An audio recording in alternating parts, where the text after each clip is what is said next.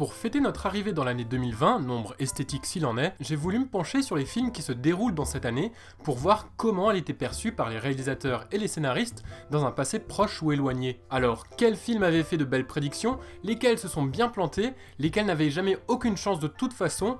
Voyons ça tout de suite avec une petite sélection de 8 films dans l'ordre chronologique de leur sortie.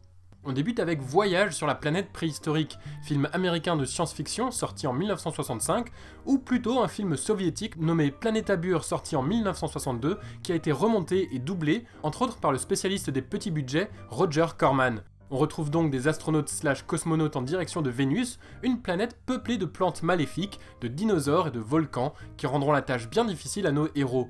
Compte tenu de la production du truc, on se retrouve face à un montage parfois incompréhensible et un doublage tout pété avec des vannes à 2 francs.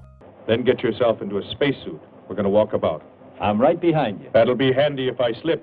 Bon, le film original avait pas l'air fou non plus, avec de la fumée cache-misère partout, une voiture volante qui grince et un ptérodactyle très clairement sur un fil. On poursuit avec Le règne du feu, film d'anticipation puisqu'on peut y voir les conséquences du Brexit.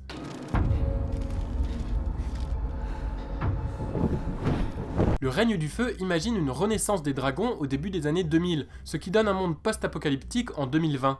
Un Christian Bale pas au top de sa forme dirige un camp de survivants dans un château anglais, bientôt rejoint par une horde d'Américains menée par un Matthew McConaughey encore loin de sa renaissance mais déjà à 200%.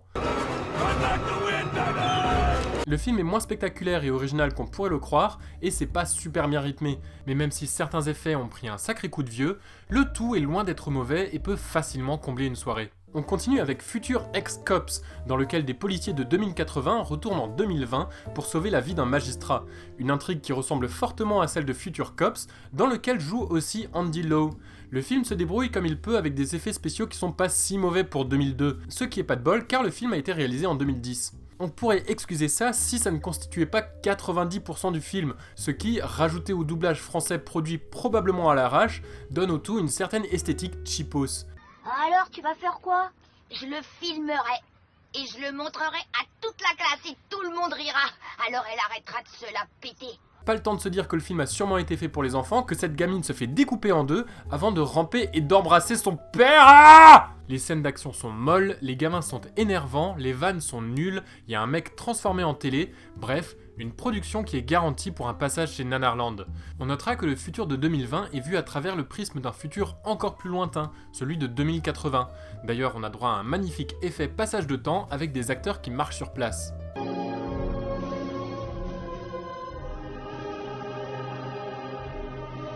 On enchaîne avec Real Steel, sorti en 2011, dans un futur où des robots super avancés ont pris la place des humains sur le ring.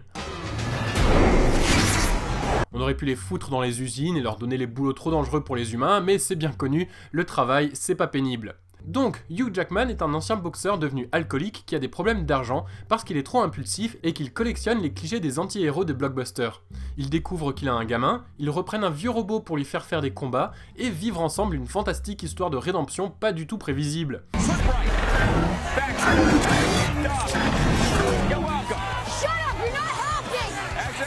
Si on regarde de près, le film est assez populiste et conservateur. On y voit l'Amérique profonde, la nouvelle technologie est très mal vue, et les méchants sont des riches étrangers froids qui parlent avec des accents. Mais bon, avec un peu de recul, c'est des robots qui se foutent sur la gueule, et si on oublie un peu le gamin qui a beaucoup trop de sagesse pour son âge, on peut passer une bonne petite soirée devant avec du popcorn. On arrive en 2014 où on a droit à 2 films. Le premier, Black Butler, est l'adaptation du manga du même nom, dans lequel, pour faire court, une descendante d'une grande famille vend son âme à un démon pour qu'il l'aide dans ses aventures. Le film est intéressant et assez bien filmé, mais on sent que l'univers est trop complexe pour tenir dans un film de 2 heures, et c'est normal puisqu'à ce jour le manga est toujours en cours. Du coup, on a des tonnes de flashbacks et d'expositions et les twists s'enchaînent à une vitesse hallucinante. Je soulignerai la scène de combat entre le démon et un autre majordome qui est franchement très classe.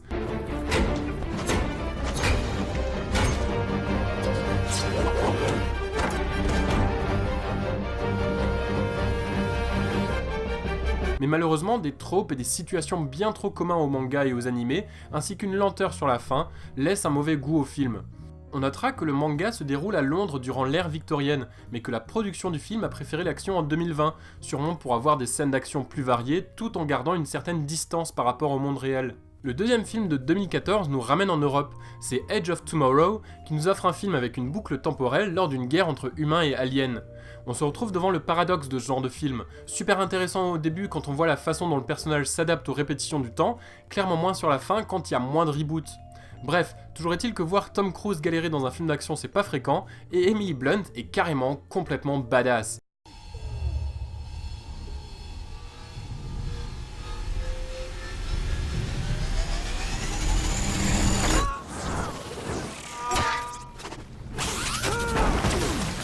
Le film a bien deviné qu'on aura des exosquelettes en 2020, le seul truc c'est qu'on les donne pas aux soldats, on les met sur les vieux pour qu'ils travaillent plus longtemps.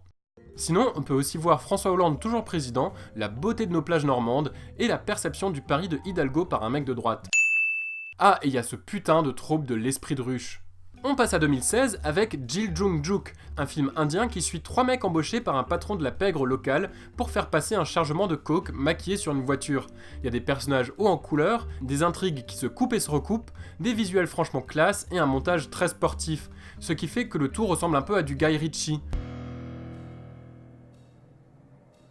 நல்லா சொகுசாதான் உட்காரேன்.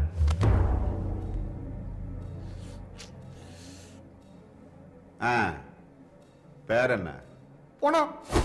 C'est aussi le défaut du film, puisque ça s'arrête pas pendant 2h30. L'histoire devient inutilement complexe, et les zooms et les ralentis deviennent fatigants.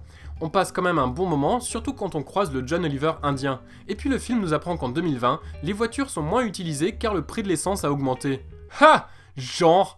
Et on finit avec Domino, un Brian De Palma tourné au Danemark avec Nicolas Castor-Waldau. Le film s'attaque à la menace terroriste avec toute la subtilité de valeurs actuelles, puisqu'on y découvre que l'État islamique fait ses affaires dans les arrière-boutiques de kebab sous une musique vaguement orientale.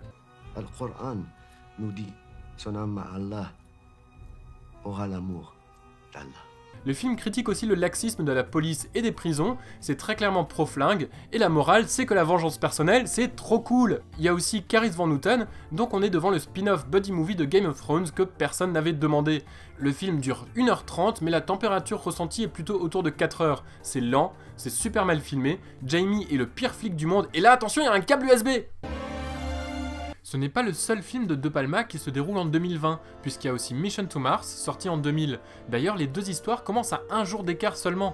Stranded, sorti en 2001 mais pas réalisé par De Palma, se passe aussi sur Mars. Et tout comme Mission to Mars, je ne l'ai pas regardé, parce que les films dans l'espace me font généralement faire des crises d'angoisse existentielle, et que c'est pas exactement fun du coup. Il y a aussi d'autres films que j'ai pas pu me procurer, comme Yesterday, un film coréen de 2002 qui parle de kidnapping, de Corée réunifiée et de serial killers, ou encore 2 téléfilms. Dans le premier, Codename Phoenix, sorti en 2000, le monde est menacé par un virus qui stoppe le vieillissement. Dans le deuxième, Annihilation Earth, de 2009, les protagonistes font exploser la Terre. Et enfin, Droid, un direct-to-video magnifique qui pompe Blade Runner et Star Wars, et qui est en fait un porno hard auquel on a enlevé les scènes de cul pour le vendre comme film de SF. One more drink. Donc, qu'est-ce qu'on a appris ? Premièrement, je retiens qu'on était assez optimiste quant à notre capacité à faire la transition écologique, puisque les éoliennes à foison reviennent quelques fois, et même un bouclier solaire. Alors oui, le bouclier c'est en 2080, mais justement, c'est déjà pas mal optimiste de penser qu'il y aura une année 2080. On apprend aussi que le trafic de drogue et de virus se fera plus dangereux que jamais, qu'on sera servi par des robots intelligents, que les aliens vont nous envahir, que les films de boxe auront toujours une fin à la Rocky, que James Franco deviendra indien, et qu'on ira dans l'espace, entre autres pour construire une base lunaire. Et j'ai gardé l'info la plus intéressante pour la fin. Vous êtes terrible en 2020. Il faut toujours que vous vous excusiez. Allez, on se revoit en 2021.